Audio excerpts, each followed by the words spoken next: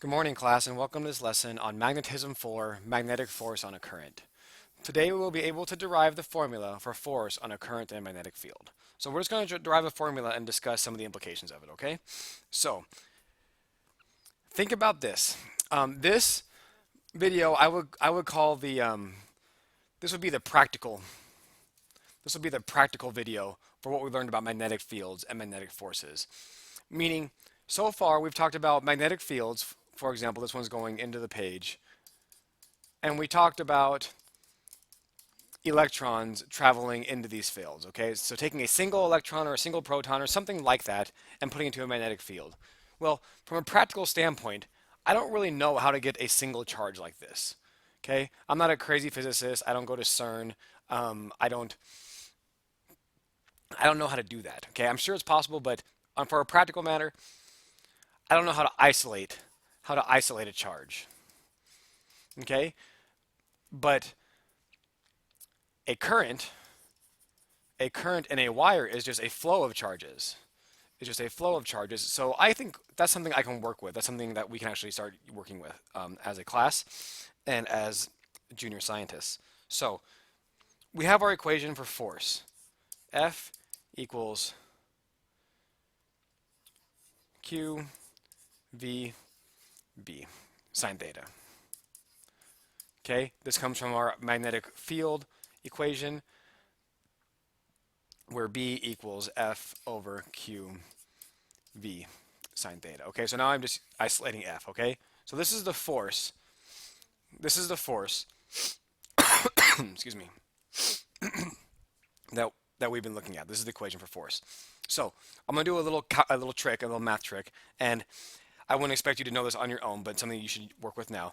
That I'm going to multiply and divide this whole thing by delta t over delta t. So really, I'm just taking this and I'm multiplying it by 1, okay, because delta t over delta t is just 1. But if I move this around a little bit, I get F equals Q over delta t. I'm going to move this one over here, and then I'm going to move this one next to the V, and then I'm going to put that in parentheses. I'm going to put V delta t here times B sine theta. You should notice, so what I'm doing right now is I'm making the equation more usable with terms that I'm making the equation more usable with terms that I can actually measure myself, okay? So Q over delta T is also known as current, also known as I. V times delta T is also known as distance, Remember, V equals D over T, or delta X over delta T, okay? So if we multiply both sides, if we have delta T times V, we get distance. So when we're talking about distance with a wire, because now we're talking about current in a wire, I'm going to call that length, the length of the wire, L, okay? Also known as distance, B sine theta. So now I pretty much have the exact same equation as I did before from up here or right here, but I just rearranged the variable. So now it's my force equals current in amps times length times B sine theta.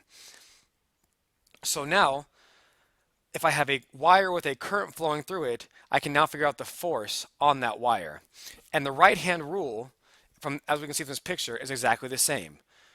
Your thumb, which was the velocity of the charge before, is now just the direction of current. Your fingers are still the magnetic field, and your palm is still the force.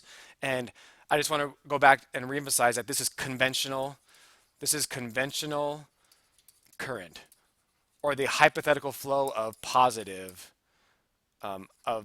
charge, okay? So we're still sticking with that idea of positive charge is flowing even though we know it's negative, okay? So the right-hand rule applies to this. So if there's an angle between the current and the magnetic field, that's going to be our theta right there, okay? So that's it.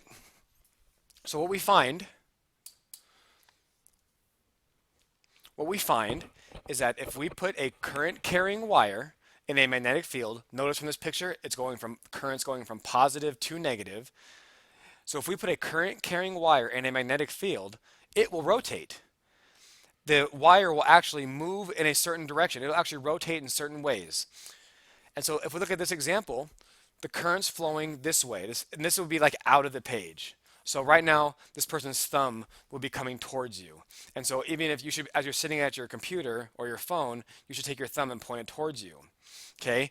The magnetic field is going down the page or going south or whatever. So our fingers are going to be pointing down. That means our palm is going to be pointing to the right. So if we put this wire in this magnetic field and then we hook the battery up, say we have a switch right here, we have a switch, and we turn the battery on, this wire will start rotating up. It would start rotating up. And there's a lot of implications for this in technology of how we can make things move with a magnetic field. One of the most common ways is speakers.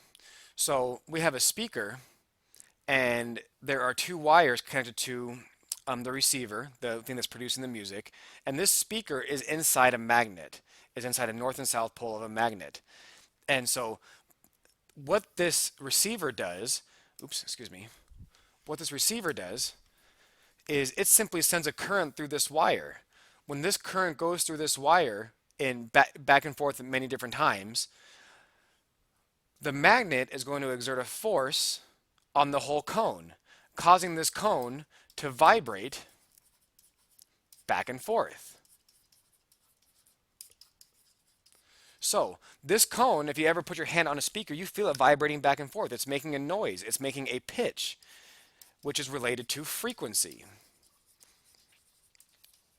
So the frequency, how fast it's vibrating, produces a sound. And so really, the sound that comes out of a speaker is just really this receiver running a current through the wire in different directions, so that way this magnet provides a force to cause it to vibrate to make certain sounds. Okay, so that's a very common example of how we use magnets and currents in everyday life, everyday technology. Okay, so basically we have the right hand rule still the same. Only thing that changes is your thumb now points along the direction of current. Remember, current is positive, and you need to be able to remember both this equation and this equation. So memorize both.